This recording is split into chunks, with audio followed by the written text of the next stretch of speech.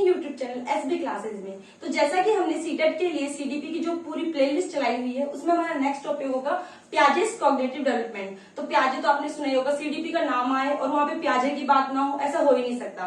तो सबसे पहले हम जान लेते कि पियाजे कौन थे। तो भाई पियाजे एक साइकोलॉजिस्ट थे। इसको स्विस साइकोलॉजिस्ट इसलिए कहा जाता है क्योंकि ये स्विट्जरलैंड के रहने वाले थे।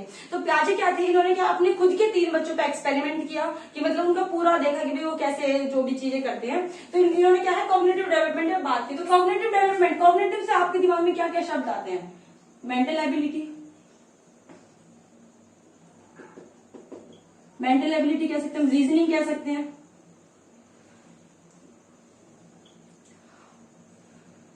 इमेजिनेशन,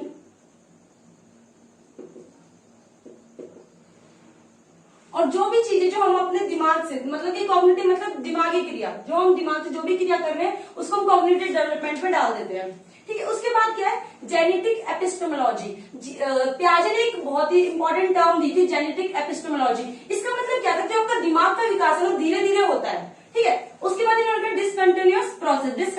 देखो हमने पढ़ा था कि जो डेवलपमेंट है हमारा वो कॉन्टिन्यूअस चलता है ना, कॉन्टिन्यूअस चलता है। हमने पढ़ा था ये वूम टू टूम जाता है, मगर पियाजे क्या ये कहता है डिसकंटिन्यूअस प्रोसेस है, क्योंकि जो इसके पियाजे के अकॉर्डिंग जो डेवलपमेंट है वो चरणों में होता है। कुछ ऐसे मान लो, फिर ऐसे ऐसे, है ना, ऐसे। तो इन्होंने क्या कहा है कि जो डेवलपमेंट है ना, इन्होंने पूरे डेवलपमेंट को मतलब कि जो व्यक्ति का जन्म से लेकर मृत्यु तक इन्होंने उसको क्या है कुछ चरणों में विभाजित कर दिया। उन स्टेजों जो स्टेजेस दिए उनके अलग अलग उन्होंने नाम दिया है। उन स्टेजों के बारे में हम आगे जानेंगे। ओके, तो उसके बाद अगर हम बात करें पियाजे की, तो पियाजे ने जो बच्चों को ना चाइल्ड या चिल्ड्रन लिख लेते हैं हम, चिल्ड्रन को क्या लिटिल साइंटिस्ट कहा है।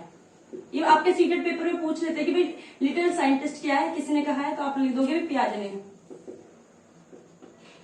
लिटिल साइंटिस्ट बच्चों को किसने कहा है? पियाजे ने। ओके, इनका मानना ये कि जो बच्चे हैं ना कुछ मेंटल एबिलिटी के साथ पैदा होते हैं, मतलब उनमें कुछ ना कुछ मेंटल एबिलिटी होती है। अगर उन्हें मतलब कि कोई इन्वायरमेंट मतलब कि आप ना भी दो तो भी क्या हुआ अपने आप से अपना विकास कर सकते हैं, खुद सीख सकते हैं। खुद मतलब बच्चे खुद से मतलब कि चीजों को सीखते हैं, अपनी बुद्धि का विकास खुद कर सकते हैं बच्चों का। और ये भी मानते हैं कि भाई जो विकास है वो चरणों में हो रहा है। ये हमने अभी थोड़ी देर पहले ही बात की थी। तो इसमें क्या एज मैटर नहीं करती आपकी, क्योंकि विकास जो चरणों में होता है। और डिसकंटिन्यूअस प्रोसेस मतलब कि कंटिन्यूअस नहीं चल रहा, क्योंकि देखो चरणों का मतलब तो ये हम कहीं ना कहीं चीजों को तोड़ रहे हैं। ठीक है, उसके बाद अगर हम बात करते हैं कॉग्निटिव स्ट्रक्चर, तो वही इन्होंने भाई यही बात कही कि जो बच्चे कुछ मेंटल एबिलिटी के पास मेंटल एबिलिटी के साथ कॉग्निटिव स्ट्रक्चर के साथ पैदा होते हैं, जिसको ये यूज करके अपना क्या विकास कर रहे होते हैं। उन्होंने कहा कि मैक्सिमम जो डेवलपमेंट है बच्चे का ये है 14 से 15 साल तक हो जाता है। 14 से 15 साल तक हो जाता है कि मतलब जो बुद्धि का विकास है 14 से 15 साल तक हो जाएगा मैक्सिमम, जितना होना होगा। उसके बाद इन्होंने बात की थॉट्स की।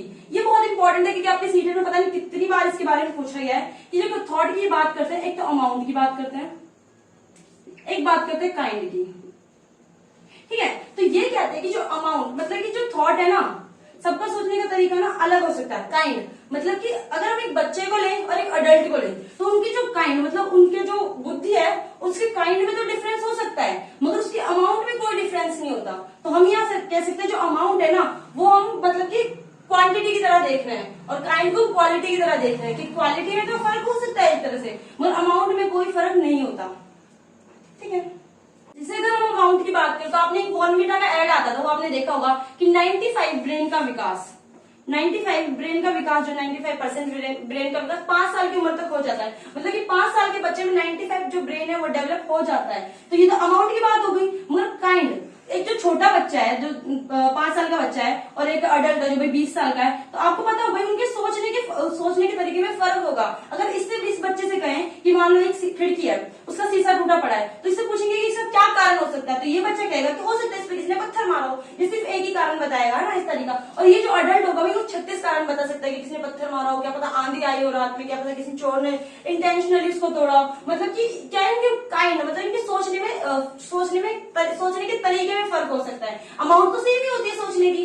ओके, तो पियाजे की थ्योरी पढ़ने से पहले हम जान लेते हैं कि पियाजे ने जो इंपॉर्टेंट टर्म्स क्या क्या दिए हैं। ठीक है, तो सबसे पहले हम जान लेते हैं देखो एसिमुलेशन, अकोमोडेशन, स्कीमास। ये बहुत इंपॉर्टेंट है। स्कीमास ये क्या होता है? स्कीमा कि मतलब प्याजे का मानना ये था कि जो हम ना कुछ भी चीज को देखते हैं, सोचते हैं, समझते हैं, सीखते हैं, तो उनको क्या हम अपने दिमाग में ना उस चीज से लेकर उससे, जैसे मैंने ये पेन देखा तो मैंने अब ये क्या अपने दिमाग में बना लिया कि हाँ ये भी पेन है, तो अपने दिमाग में क्या है एक इन्फॉर्मेशन इस पेन से रिलेटेड अपने दिमाग में पेन मतलब कि बना ली कि इसको पेन देंगे, मार्कर देंगे, ठीक है। तो ये क्या है स्कीमा, मतलब कि कुछ चीजें हमने सीख ली अपने दिमाग में, एक मतलब कि स्कीमा को हम क्या कह सकते हैं, information of room, room of information हम कह सकते हैं इसको, है ना। और वैसे अगर आप 12th की बुक उठाएंगे होम साइंस की, तो उसमें स्कीमा की डेफिनेशन ये लिखी हुई है कि भाई जो भी बच्चे, जो चीजें हम बच्चों को सिखानी नहीं पड़ती, बच्चे अपने आप सीख लेते हैं, उस चीज को क्या है हम स्कीमास कहते हैं।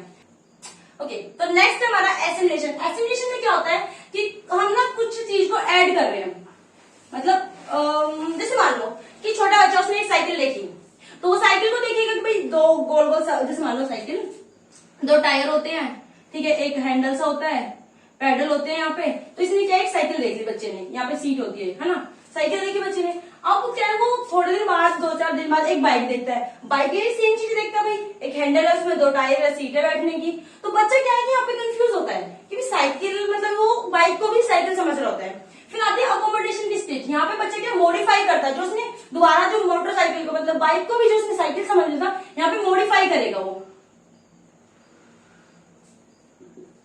मॉडिफाई करेगा कि नहीं भाई ये तो साइकिल थी, साइकिल में क्या है कि पेट्रोल वगैरह यूज नहीं हो रहा, सिर्फ पेडल मार के हम आगे बढ़ सकते हैं, मगर जो मोटरसाइकिल है यहाँ तो मतलब पेट्रोल यूज हो रहा है, तो ये क्या होगा यहाँ पे मॉडिफाई करता है अपना, जो इसमें जो स्कीमा एकदम से गलत बना लेता है उसने मोटरसाइकिल को लेकर, उसको ठीक करके वो मॉडिफाई कर रहा होता है, ठीक है। तो अब आपके पेपर सीक्रेट पेपर 1 में हमेशा पूछेंगे कि भाई कोई भी एग्जाम क्वेश्चन दे देंगे, जैसे मतलब एक बच्चा है तो पहले जो है वो हाथ से खाना खाता था, वो चम्मच से खाना खा रहा है, तो यहाँ पे एसिमुलेशन हो रहा है, अकोमोडेशन हो रहा है, तो आपको बस ध्यान देना जहां पे वो नई नॉलेज को ऐड कर रहा है, मतलब कि जहां पे वो न्यू नॉलेज आ रही है, जहां पे न्यू नॉलेज को ऐड कर रहा है वहां पे एसिमुलेशन होगा, और जहां पे पुरानी नॉलेज मतलब जो हमारी प्रीवियस नॉलेज है, जो भी हमने पहले से सीख रखा है, उसमें कुछ मॉडिफाई कर रहा है, कुछ चेंज कर रहा है, कुछ परिवर्तन कर रहा है, तो वहां पे अकोमोडेशन होगा। स्कीमास को हमें पता ही चल गया क्या है हमारी इन्फॉर्मेशन जो मैंने हमारे दिमाग में कलेक्ट कर रखी है, ठीक है। उसके बाद एक बहुत फेमस सा क्वेश्चन आता है कि पियाजे के अनुसार इनमें से कौन सी चीज नहीं है या फिर कौन सा एलिमेंट नहीं है, तो अब बच्चों को पता ही नहीं होता, वो गलत आंसर लगा देते हैं।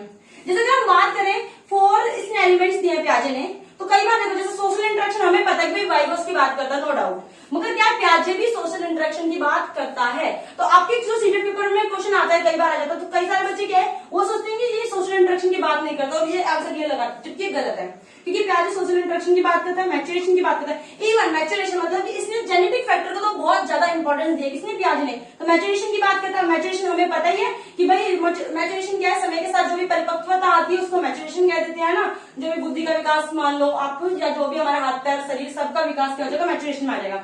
एक्सपीरियंस क्या है, तो समय के साथ ही आता है, छोटे बच्चे के पास कम एक्सपीरियंस होगा, जो भाई ओल्ड एज में या फिर जो ज्यादा बड़ा है भाई उसके पास ज्यादा एक्सपीरियंस होगा, no doubt.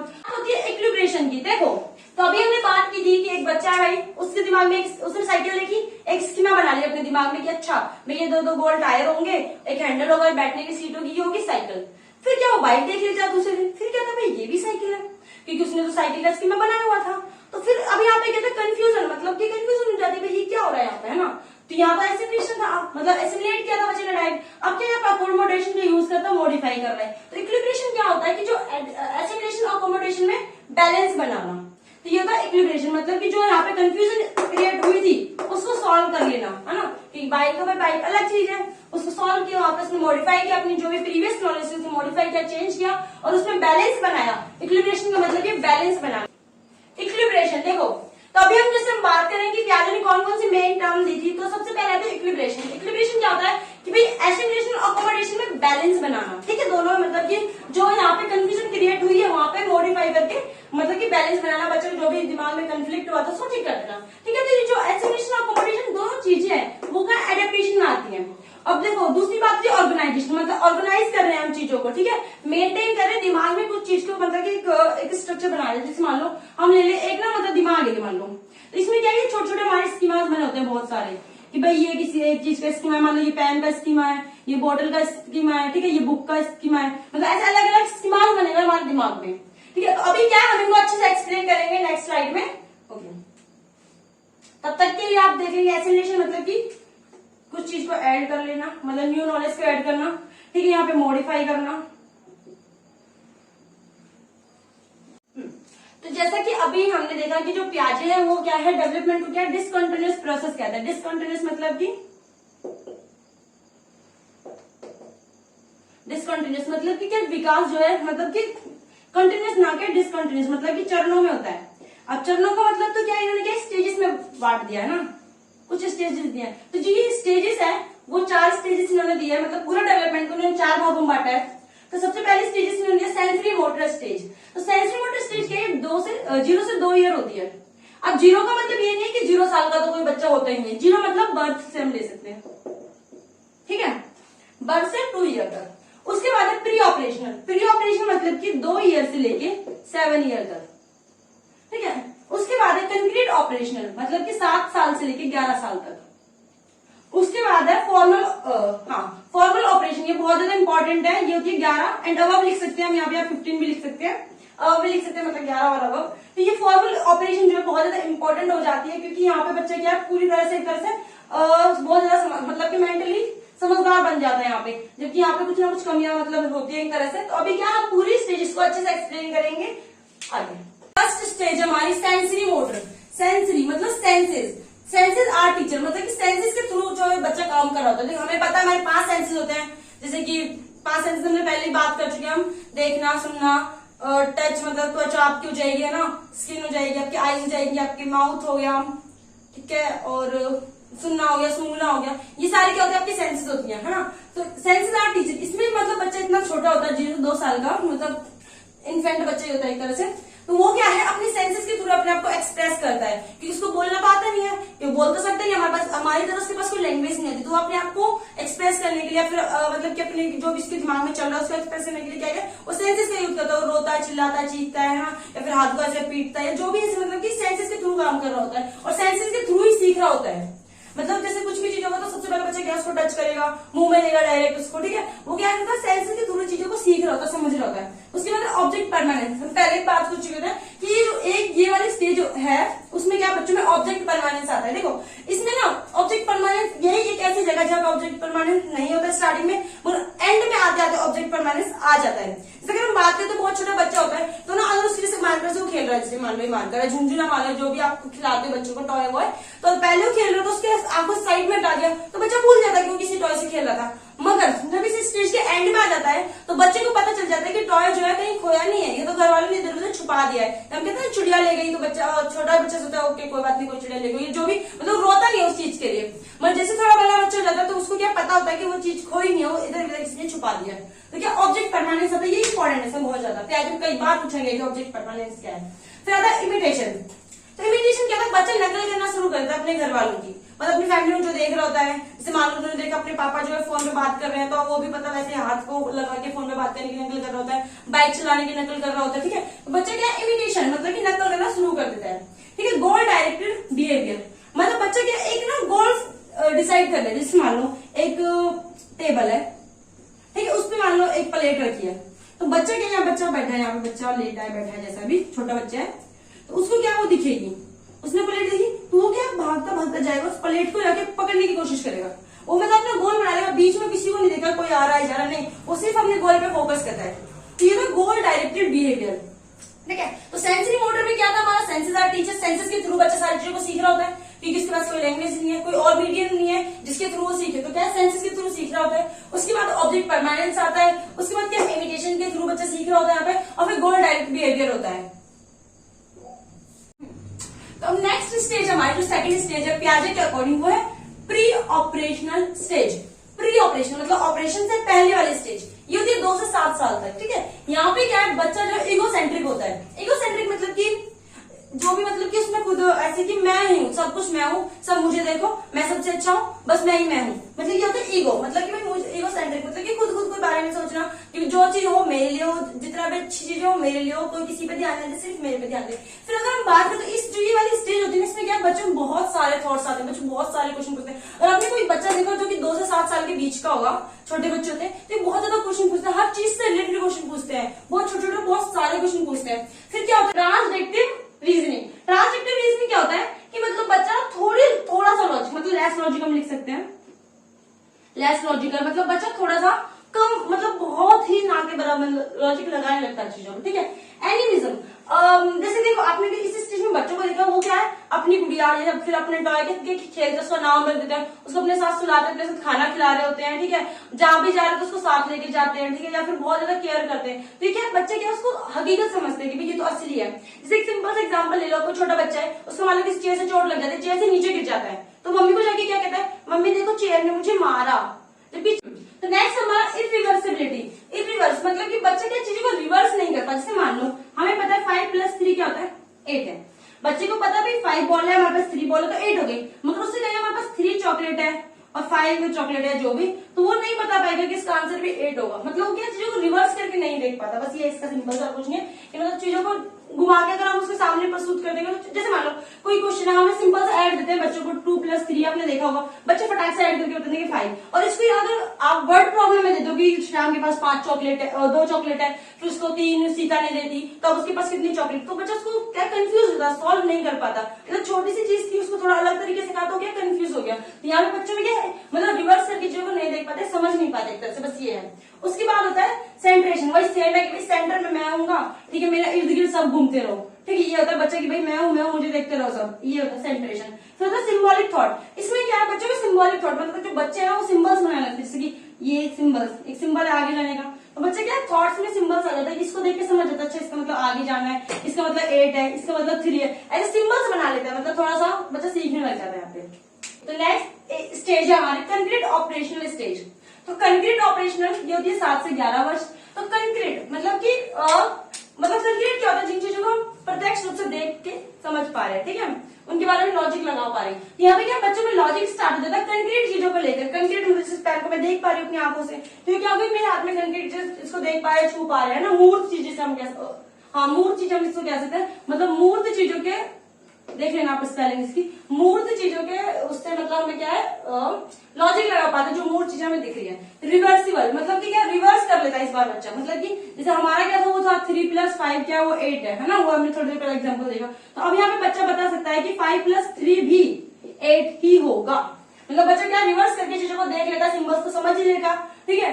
Inductive reasoning, inductive reasoning क्या होता है कि मतलब यहाँ पे बच्चा क्या है रीजन बताने लग जाता है किसी भी चीज के पीछे। जैसे मान लो मैंने थोड़ी देर पहले भी एग्जांपल दिया था कि खिड़की उसका शीशा टूटा पड़ा है, तो बच्चा क्या है यहाँ पे मतलब इंडक्टिव, उसका जो प्रत्यक्ष रूप से दिखाई दे रहा है ना, वही उसके पीछे का रीजन बता देता है कि भाई हाँ ठीक है इसमें पत्थर मारा होगा किसी ने, ठीक है। फिर कंजर्वेशन, ये बहुत इंपॉर्टेंट है इसमें, इस वाले मतलब कंक्रीट ऑपरेशन में कंजर्वेशन बहुत इंपॉर्टेंट हो जाता है। कंजर्वेशन क्या होता है कि जो छोटा बच्चा होता है वो नहीं समझ पाता। जैसे मान लो छोटे बच्चे, उसको हम कहेंगे कि भाई ये वाला एक ग्लास है जिसमें क्या पानी है, ठीक है, और एक ये वाला गिलास है जिसमें भी पानी है।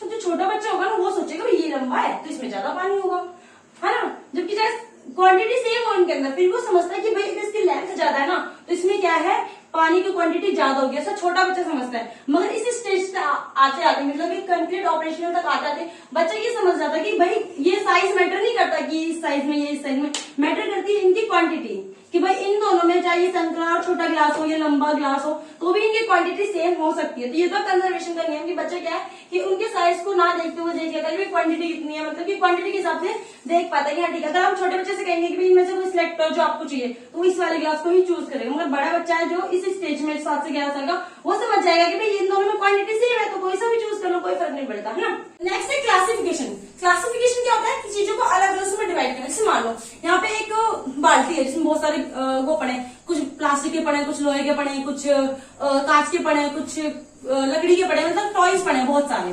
तो अगर बच्चे को क्या है इस स्टेज में बच्चे क्या क्लासिफाई करने को कह दे कि भाई यहाँ पे सारे वुडन वाले, इस बकेट में सारे वुडन वाले डाल दो, इसमें सारे कांच वाले डाल दो, इसमें सारे होते जो भी इसमें टॉय है बर्तन है जो भी है यहाँ पे सारे प्लास्टिक वाले डाल दो। तो इस स्टेज में बच्चे में इतना दिमाग आ जाएगा कि उनकी मतलब क्वालिटी है ना और उनके मतलब की कैरेक्टरिस्टिक्स, उनके गुण, उनके रंग रूप को देख के वो क्या क्लासिफाई कर पाएगा, उनको डिवाइड कर पाएगा अलग अलग ग्रुप में, ठीक है। मतलब ये है कि सिंपल से उनके गुण को देख के, उनकी मतलब अपीयरेंस को देख के, उनके गुण को देख के, उनके कैरेक्टरिस्टिक्स को देख के क्या बच्चा डिवाइड कर पाएगा चीजों को, ठीक है। उसके बाद होता है सीरिएशन।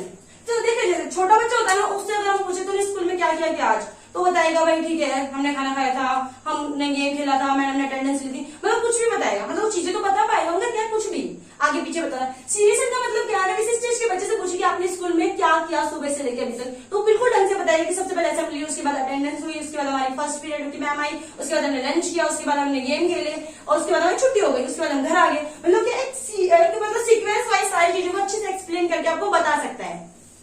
तो लास्ट जो हमारी स्टेज है वो है फॉर्मल ऑपरेशनल स्टेज। ओके, तो ये क्या है, 11 से 15 ईयर तक, मतलब कि इसको 15 भी मान लेते हैं, अब भी मान लेते हैं। वैसे जो पियाजे है वो कहता है कि भाई 14 से लेके 15 तक, 14 से लेके 14 टू 15 जो हमारी जो मतलब मानसिक जो विकास है ना वो एक तरह से पूर्ण हो चुका होता है। ठीक है, उसके बाद यहाँ पे जो है ना, मतलब कि यहाँ पे जो ये हमारी फॉर्मल ऑपरेशनल स्टेज, इसमें क्या है, बच्चा एब्स्ट्रैक्ट थॉट्स, मतलब जो इसकी थिंकिंग है वो क्या है, एब्स्ट्रैक्ट हो जाती है। जैसे मान लो वही एग्जांपल ले लो कि एक खिड़की है, उस पर शीशा टूटा पड़ा है, तो अब क्या है, जो इस स्टेज का बच्चा, जो फॉर्मल ऑपरेशनल स्टेज का बच्चा, वो क्या करेगा कि भाई वो देखेगा और बता सकता है कि भाई शीशा टूटने के कई सारे एब्स्ट्रैक्ट कारण हो सकते हैं। जैसे कि मान लो कोई चोर आके उसने पत्थर मार दिया हो, ठीक है, या फिर किसी बच्चे से बॉल लग गई हो, या फिर जो भी मतलब कि बिजली कड़क के गिर गई हो, ऐसा कुछ भी मतलब हो गया एब्स्ट्रैक्ट, जो मतलब चीजें सोच सकता है। तो अगर मैं इस स्टेज के बच्चे से कहूँ कि भाई आप हिमालय के बारे में इमेजिन करो, तो ओके सोच लेंगे हाँ हिमालय, जबकि उन्होंने चाहे कभी उसे देखा ना हो, फिर भी जैसे अभी मैं आपसे भी कहती हूँ हिमालय, तो आप सोच सकते हो, चाहे आपने कभी हिमालय ना देखो,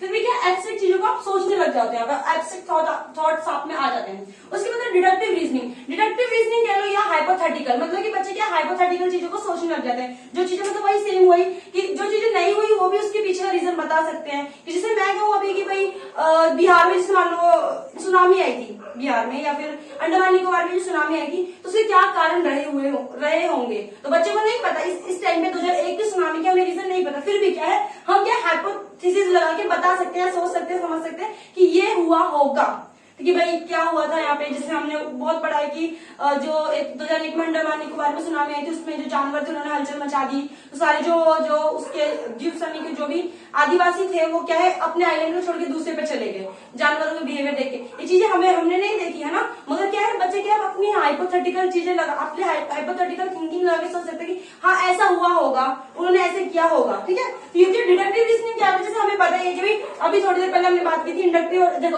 डिडक्टिव रीजनिंग क्या होती है कि हम जब हम रूल से, मतलब कि एक जनरल चीज से जब हम स्पेसिफिक जा रहे हैं, ठीक है, एग्जांपल की तरफ जा रहे हैं, या फिर हम कहते हैं हम जनरल टू स्पेसिफिक जा रहे हैं, ठीक है, जनरल टू स्पेसिफिक जा रहे हैं, तो वो क्या हो जाएगी हमारी डिडक्टिव रीजनिंग। मतलब जब हम इंडक्टिव की बात करते हैं ना, तो इंडक्टिव होती है हमारी स्पेसिफिक टू जनरल, ठीक है, तो ये कहते हैं इंडक्टिव। तो ये डिडक्टिव रीजनिंग क्या है भाई, जनरल टू स्पेसिफिक जा रहे हैं। ठीक है, जैसे जनरल टू स्पेसिफिक सिंपल सा एग्जांपल ले लेते हैं कि अगर मैं बात करूं कि भाई जनरल से कोई एग्जांपल दे दूं, संज्ञा किसको कहता है, किसी व्यक्ति वस्तु स्थान या भाव के नाम को संज्ञा कहता है। ठीक है, जनरल है, सबके लिए यही रूल है, सबके लिए यही मतलब डेफिनेशन है। फिर स्पेसिफिक क्या हो सकते हैं, एग्जांपल, सबके एग्जांपल अलग अलग हो सकते हैं। ठीक है, ऐसे इंडक्टिव में क्या सबके एग्जांपल से स्टार्ट करते हैं हम कि भाई सीता नाचती है, गीता गाती है, राम रोता है, ऐसा कुछ भी। तो ये सब क्या है, स्पेसिफिक हमारे एग्जांपल हो गए क्रिया के। ठीक है, और उससे जनरल क्या होगी क्रिया की डेफिनेशन। ठीक है, तो ये क्या है आपके जनरल टू स्पेसिफिक और स्पेसिफिक टू जनरल रूल। ठीक है, उसके बाद इमेजिनरी ऑडियंस, जैसा कि हमने स्टेजेस की थी डेवलपमेंट की, तब भी हमने इमेजिनरी ऑडियंस के बारे में जाना था कि देखो और इसमें भी हम बात करें इमेजिनरी ऑडियंस की, कि जैसे कोई बच्चा होता है जो एडोलेसेंस जो स्टेजेस में होता है, वो क्या सोचता है कि सारी दुनिया ना मुझे देख रही है, अगर मेरे मुंह पे पिंपल हो गया तो मैं रोड पे नहीं निकलूंगा क्योंकि सब मुझे देख रहे हैं, सब मुझे कमेंट करेंगे, सब सोचेंगे और उसके पिंपल हो गए, जबकि सब कुछ नहीं होता। ठीक है, मतलब वो सब अपने अपने बारे में सोचता है कि भाई रोड पे निकल रहा है, बच्चे 4 बार अपने बालों को सेट कर रहे होते हैं, मुंह को ठीक कर रहे होते हैं कि भाई हम खराब तो नहीं लगते, सारी दुनिया मुझे देखे, और गलती से कुछ ऐसा इंसिडेंट हो जाए लाइक वो गिर जाते रास्ते में या फिर जो भी, तो उन्हें ऐसा लगता है सबने हमें देख लिया तो हमारी इंसल्ट होगी बहुत बुरी तरह। क्योंकि ऐसा बहुत नहीं होता, मतलब बच्चों को ऐसा लगता है कि भाई इमेजिनरी ऑडियंस अपनी अलग ही दुनिया में जी होते हैं कि सब मुझे देख रहे हैं, मैं सबसे सुंदर दिखना चाहिए, ऐसा कुछ। तो ये थी हमारी इमेजिनरी ऑडियंस। ओके, तो ये हमारी फॉर्मल स्टेज थी। तो हमने आज पियाजे की 4 स्टेजेस के बारे में अच्छे से जान लिया। सेंसरी मोटर स्टेज, फिर हमने प्री ऑपरेशनल के बारे में जाना, फिर ऑपरेशनल के बारे में जाना, ठीक है, फिर हमने फॉर्मल ऑपरेशन के बारे में जाना। हाँ, और जो कंटिन्यूड ऑपरेशनल थी जो 3rd स्टेज थी, फिर 4th थी हमारी फॉर्मल ऑपरेशनल स्टेज। ठीक है, तो अभी क्या हमारी जो पियाजे की 4 स्टेजेस जो है कंप्लीट हो चुकी है, इसी के साथ जो हमारी पियाजे की पूरी थ्योरी है वो कंप्लीट हो चुकी है। फिर भी अगर आपको कोई डाउट है तो आप कमेंट सेक्शन में पूछ